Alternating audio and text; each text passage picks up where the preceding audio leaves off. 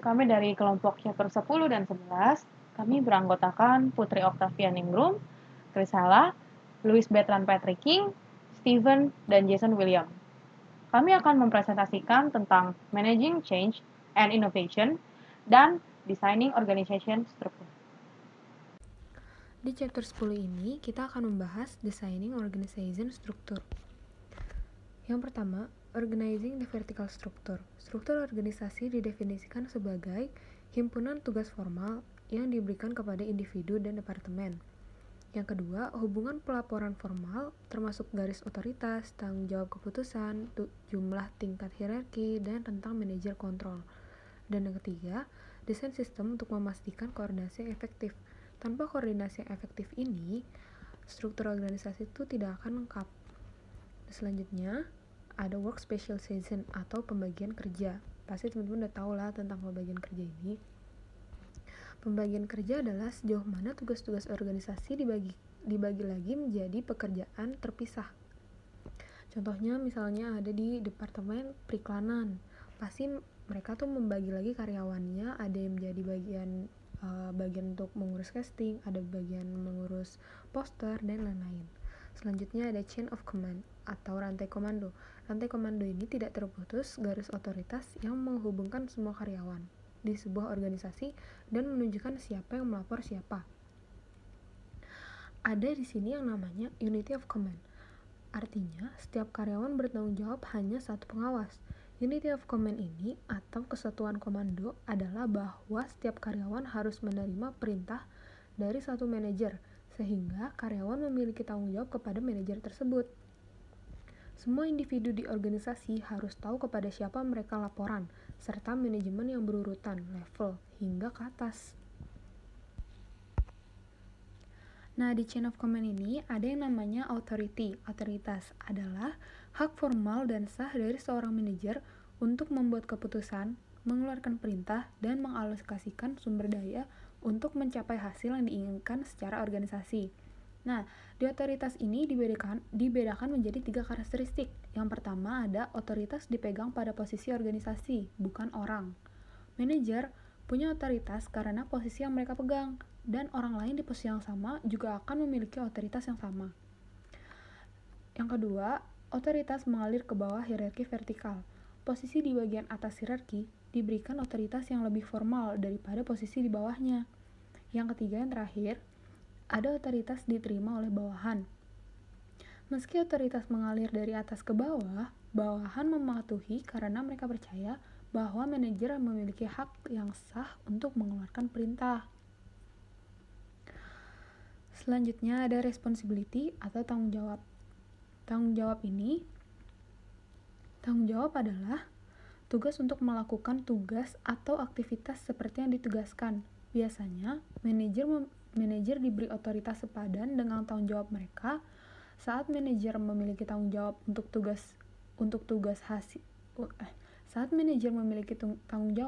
tugas hasil tetapi sedikit otoritas, pekerjaan itu mungkin tetapi sulit. Yang ketiga ada delegation. Delegasi adalah proses yang digunakan manajer untuk mentransfer otoritas dan tanggung jawab untuk posisi di bawah mereka dalam hierarki. Kebanyakan organisasi saat ini mendorong manajer untuk mendelegasikan wewenang ke tingkat serendah mungkin untuk memberikan fleksibilitas maksimum untuk memenuhi kebutuhan pelanggan dan beradaptasi dengan perubahan lingkungan. Yang selanjutnya ada otoritas lini dan staff authority dan otoritas staff. Otoritas lini berarti bahwa orang-orang dalam posisi manajemen memiliki kewenangan yang formal untuk mengarahkan dan mengontrol bawahannya langsung.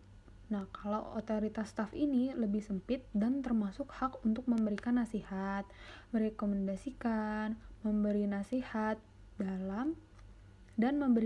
dalam bidang keahlian staff spesialis.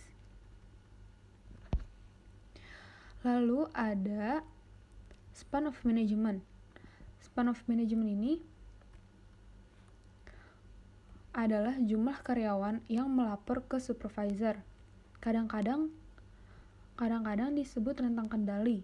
Karakter struktur ini menentukan seberapa dekat supervisor dapat memantau ke bawahannya.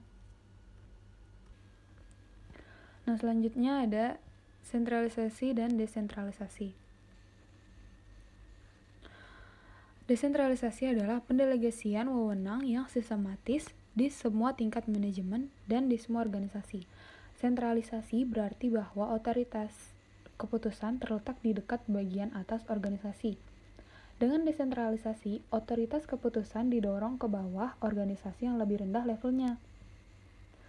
Desentralisasi diyakini meringankan beban pada manajer puncak, lebih memanfaatkan keterampilan dan kemampuan karyawan, memastikan keputusan itu dibuat dekat dengan tindakan oleh orang-orang yang berpengetahuan luas, dan memungkinkan tanggapan yang lebih cepat untuk perubahan yang eksternal. Nah, selanjutnya yaitu departmentalization atau departementalisasi. Departementalisasi adalah proses penentuan cara bagaimana kegiatan-kegiatan dikelompokkan, atau gampangnya, anggota-anggota dari perusahaan atau organisasi ini dikelompokkan menjadi suatu departemen-departemen yang dimana departemen ini dibentuk sesuai dengan tujuan dari si perusahaan ini. Next, departmentalization type. Departementalisasi memiliki beberapa jenis pendekatan. Yang pertama, vertical functional approach. Yang kedua, divisional approach. Yang ketiga, matrix approach. Yang keempat, team approach. Dan yang terakhir adalah virtual network approach. Saya akan menjelaskan tentang vertical functional approach terlebih dahulu. Bagaimanakah vertical functional approach ini bekerja? Yang pertama, setiap departemen terbentuk di bawah pimpinan sesuai dengan keahlian dan sumber dayanya. Maksudnya, di sini karyawan-karyawan dan anggota dari organisasi atau perusahaan ini disatukan ke dalam satu departemen yang dimana anggotanya memiliki keahlian yang sama. Saya ambil contoh, misalnya karyawan A, B, C, dan D memiliki keahlian yang sama, yaitu di bidang finance. Mereka akan disatukan ke dalam satu departemen, yaitu Departemen Finance. Yang kedua, setiap departemen memperhatikan atau mengurusi bidangnya secara keseluruhan. Saya ambil contoh, yaitu Departemen Finance. Mereka akan mengurusi seluruh masalah keuangan dari si perusahaan ini, tetapi departemen lain tidak akan mengurusi tentang keuangan tersebut.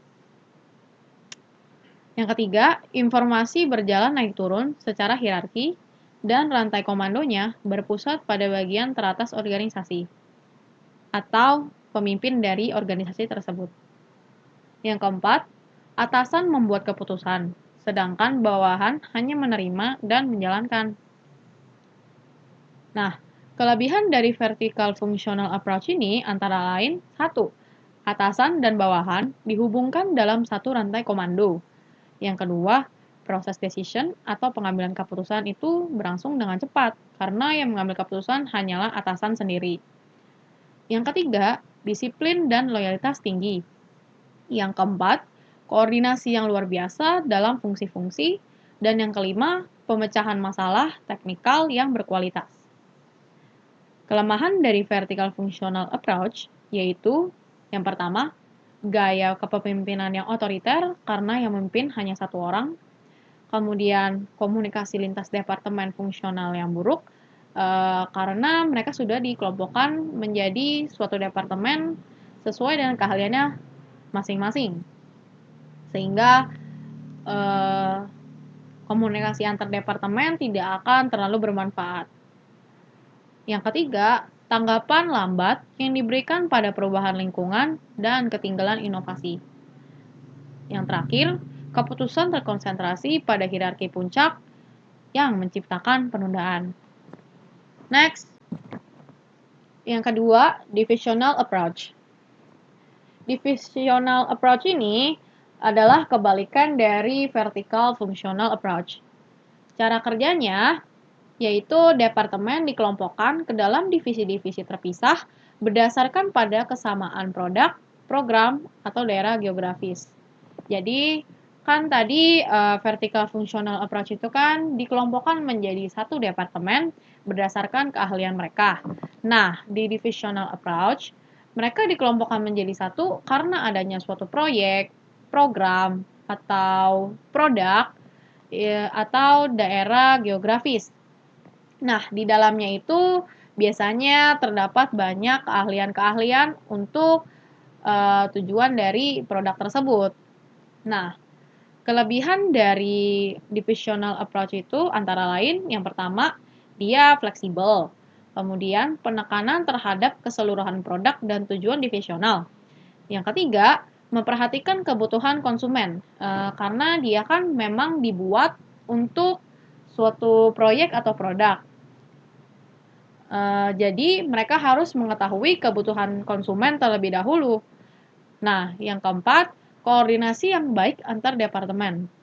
Karena mereka memiliki keahlian yang bermacam-macam, maka mereka akan saling berkomunikasi untuk menanyakan informasi satu sama lain mengenai produk atau proyek yang sedang mereka jalankan.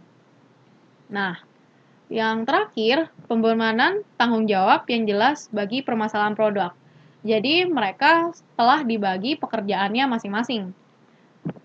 Nah, kekurangan dari divisional approach ini, yang pertama, spesialisasi teknik kurang karena mereka dikelompokkan dengan berbagai macam keahlian, nggak cuma satu kayak vertikal fungsional.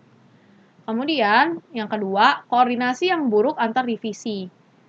Dan yang terakhir, duplikasi sumber daya lintas divisi, yang dimana mereka bisa saja membuat produk yang mirip. Misalnya yang satu membuat produk susu dengan merek A, tapi yang kedua juga membuat produk susu tapi dengan merek B. Next, yang ketiga, team approach. Team approach memiliki dua cara kerja. Yang pertama yaitu tim sementara. Tim sementara ini dibuat secara insidental. Misalnya, ada keinginan klien yang berubah di saat produk telah selesai.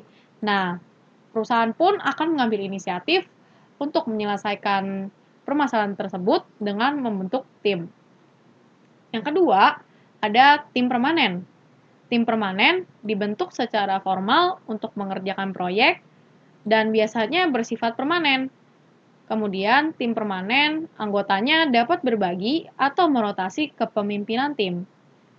Kemudian, karyawan garis depan seringkali diberi kebebasan untuk mengambil keputusan dan mengambil tindakan sendiri.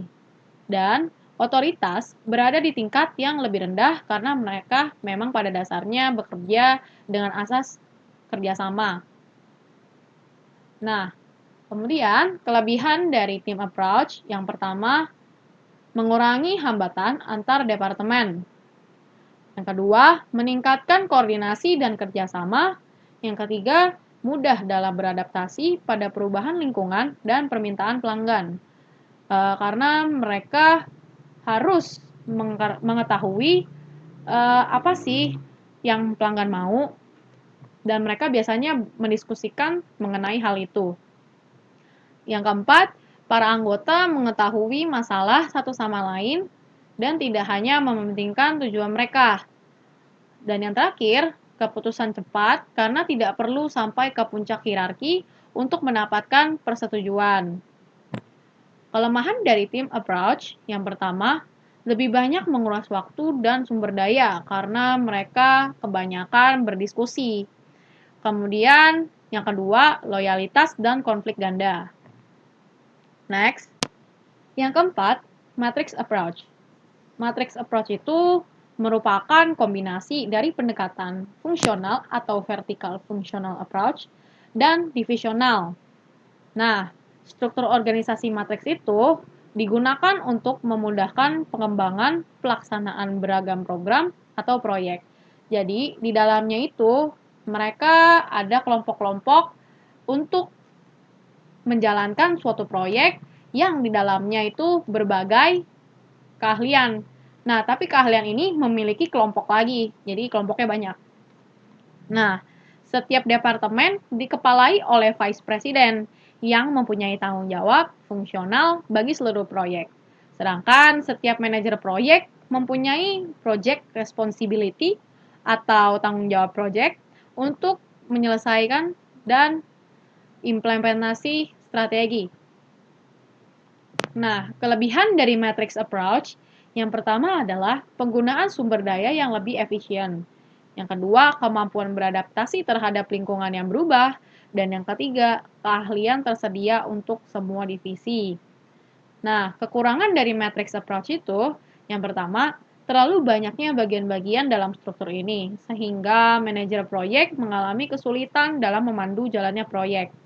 Karena di setiap kelompok itu di dalamnya ada kelompok lagi, seperti yang sudah saya bilang tadi. Nah, dan yang terakhir, lebih banyak diskusi daripada tindakan. Next, yang kelima, yaitu virtual network approach. Nah, pada intinya, virtual network approach ini, cara kerjanya yaitu menggunakan teknologi untuk berhubungan satu sama lain di dalam suatu perusahaan. Nah, kelebihan dari virtual network approach yang pertama adalah sangat fleksibel dan responsif. Yang kedua, mengurangi biaya karena kita tidak perlu mengeluarkan biaya untuk menyewa gedung atau konsumsi dan biaya transportasi. Yang ketiga, sumber daya dan keahlian dapat dijangkau dari seluruh dunia karena kita dihubungkan oleh internet yang berbasis internasional. Dan yang terakhir, kelemahan virtual network approach yaitu yang pertama, kurangnya loyalitas karena kita kan nggak bisa bertemu langsung dengan bos kita di sini. Dan yang kedua, kurangnya kontrol karena si bosnya atau pimpinannya tidak bisa mengontrol secara langsung si karyawan atau bawahannya. Dan yang ketiga, kurangnya ikatan antar anggota karena kita tidak bisa bertatapan secara langsung. Tentang struktur organisasi, kolaborasi dan koordinasi dalam organisasi bisnis sama pentingnya. Tanpa koordinasi, seperti perumpamaannya, orang tangan kiri sebuah perusahaan tidak akan bertindak selaras dengan orang tangan kanan dan akan menyebabkan masalah dan memunculkan tekanan. Koordinasi sangat diperlukan terlepas dari apakah organisasi memiliki struktur fungsional, divisi, atau tim tersendiri. Tim atau pasukan atau satuan tugas, tim dan manajemen proyek. Satuan tugas adalah tim atau komite sementara yang dirancang untuk memecahkan masalah yang melibatkan beberapa departemen. Koordinasi relasional.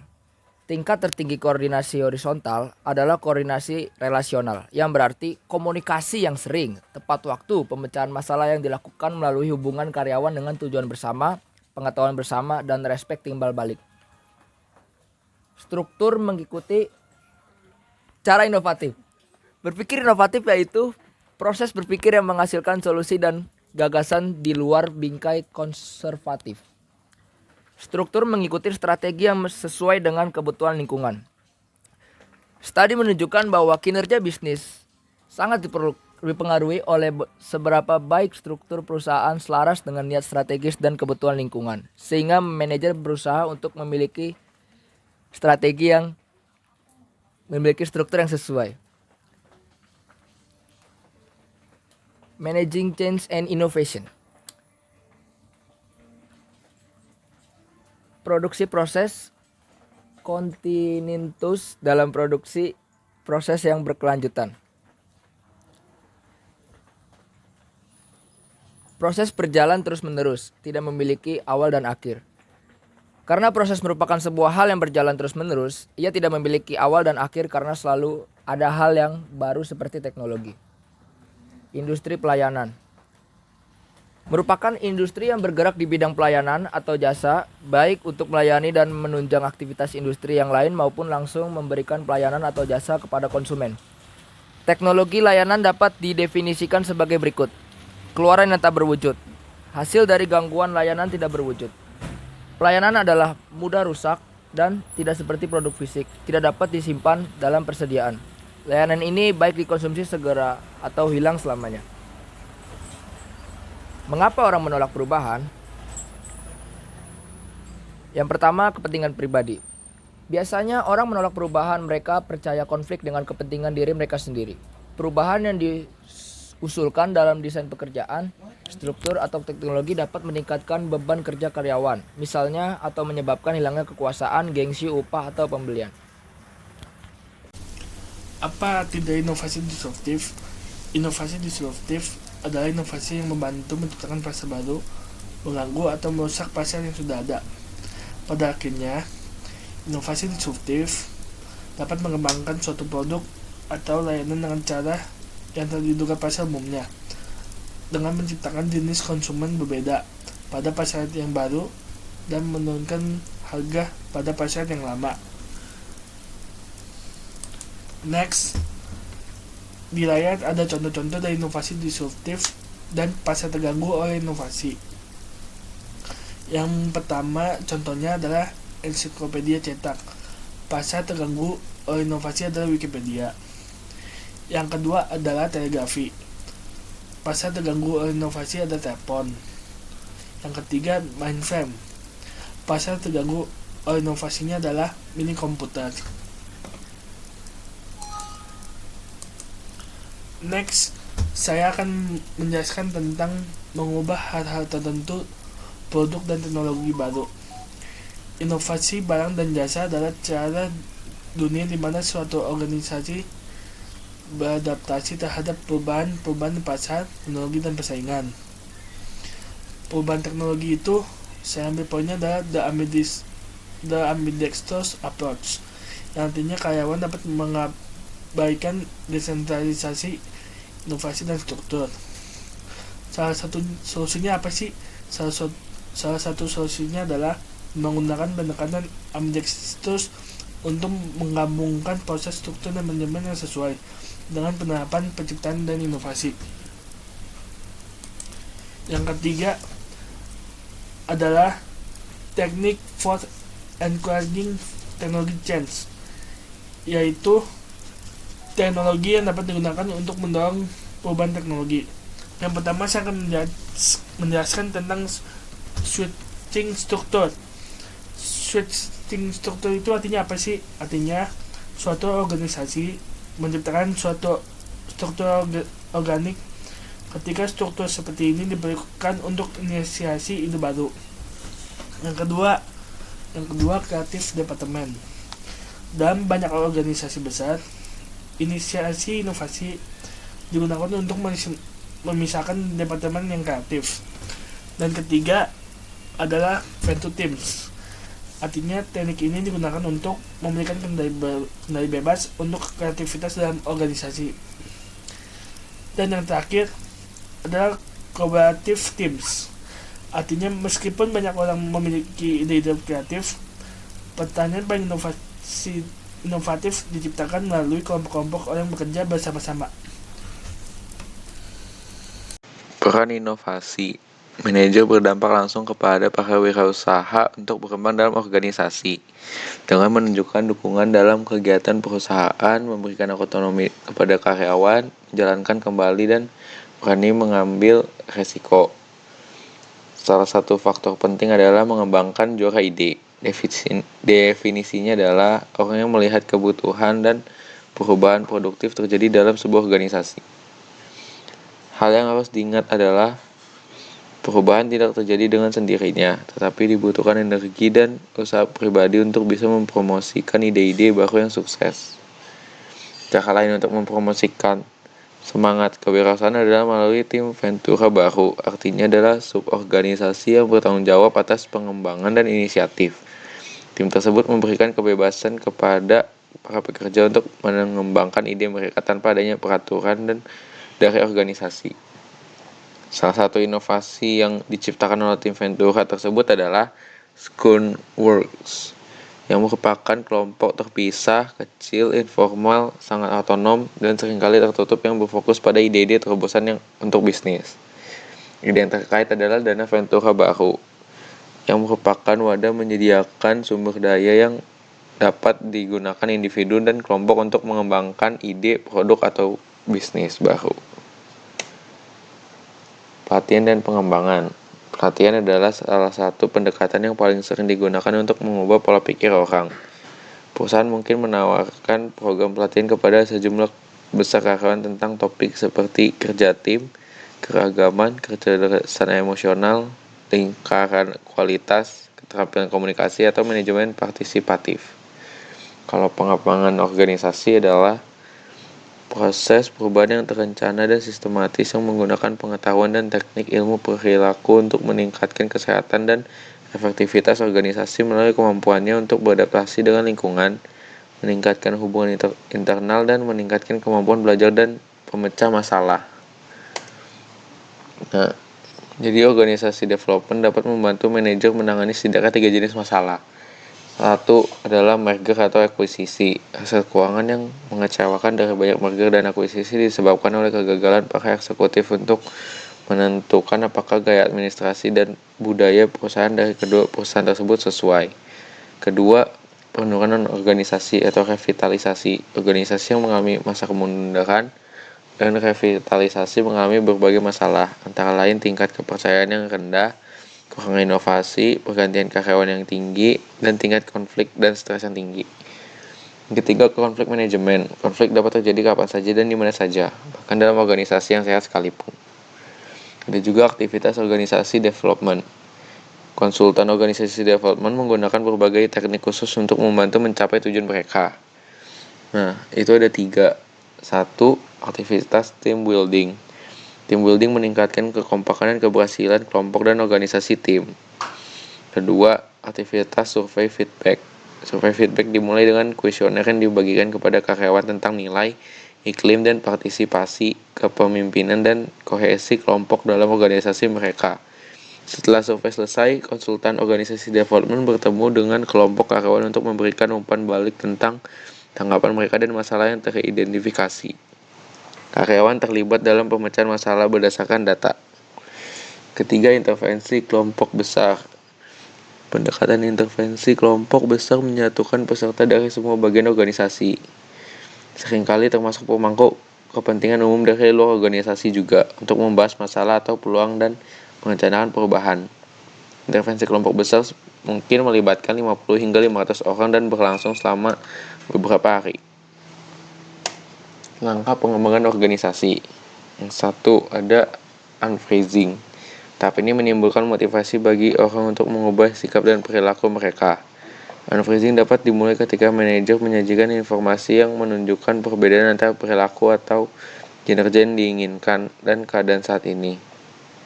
Selain itu, manajer perlu membangun rasa urgensi untuk mencairkan orang dan menciptakan keterbukaan dan kemauan untuk berubah. Step kedua itu changing atau perubahan. Terjadi ketika individu bereksperimen dengan perilaku baru dan mempelajari keterampilan baru untuk digunakan di tempat kerja. Proses ini terkadang dikenal sebagai intervensi, di mana agen perubahan menerapkan rencana khusus untuk melatih manajer dan karyawan.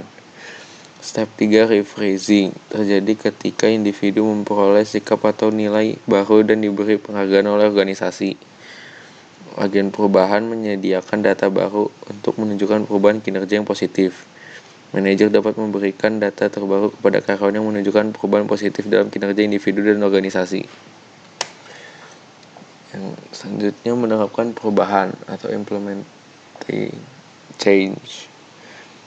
Langkah terakhir dalam proses perubahan adalah implementasi.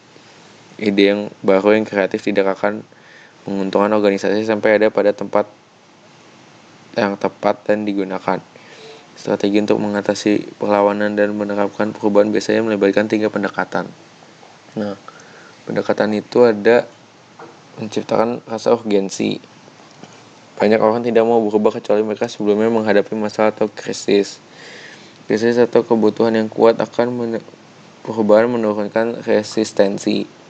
Untuk memimpin perubahan secara efektif, manajer membantu orang yang merasa perlu untuk berubah daripada hanya memberi mereka fakta dan angka.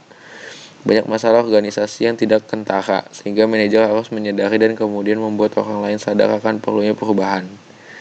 Kebutuhan untuk perubahan adalah perbedaan antara tingkat kinerja yang ada dan yang diinginkan. Nah, yang kedua ada menerapkan analisis. Force field analysis tumbuh dari karya Kurt Lewin yang mengusulkan bahwa perubahan adalah hasil dari persaingan antara driving dan restraining force. Driving force dapat dianggap sebagai masalah atau peluang yang memberikan motivasi untuk perubahan dalam organisasi. Restraining force adalah berbagai hambatan untuk berubah, seperti kurangnya sumber daya, penolakan dari manajer menengah, atau keterampilan karyawan yang tidak memadai. Yang ketiga, menggunakan taktik implementasi selektif. Nah, ini ada 3.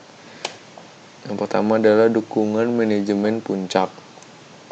Dukungan nyata dari manajemen puncak membuat orang sadar akan pentingnya perubahan. Misalnya salah satu korelasi utama dari keberhasilan usaha bisnis baru adalah dukungan kuat dari manajer puncak yang memberikan legitimasi proyek. Yang kedua, komunikasi dan pendidikan. Komunikasi dan pendidikan digunakan ketika informasi yang solid tentang perubahan dibutuhkan oleh pengguna dan orang lain yang mungkin menolak implementasi. Orang-orang akan lebih cenderung mengubah perilaku mereka jika mereka berdua memahami alasan rasional untuk melakukannya dan melihat gambaran perubahan yang memengaruhi perasaan mereka. Ketiga, partisipasi. Partisipasi melibatkan penggunaan dan penantang potensial dalam merancang perubahan. Pendekatan ini memakan waktu, tetapi bermanfaat karena pengguna memahami dan berkomitmen terhadap perubahan. Yang keempat, negosiasi. Negosiasi adalah cara yang lebih formal untuk mencapai kerjasama. Negosiasi menggunakan perundingan formal untuk memenangkan penerimaan dan persetujuan atas perubahan yang diinginkan. Yang kelima, coercion atau paksaan. Berarti bahwa manajer menggunakan kekuatan formal mereka untuk memaksa karyawan berubah. Penentang diberitahu untuk menerima perubahan atau kehilangan penghargaan atau bahkan pekerjaan mereka. Dalam kebanyakan kasus, pendekatan ini tidak boleh digunakan karena karyawan merasa seperti korban marah pada manajer perubahan dan bahkan mungkin menyabot perubahan. Sekian dari presentasi kami. Terima kasih.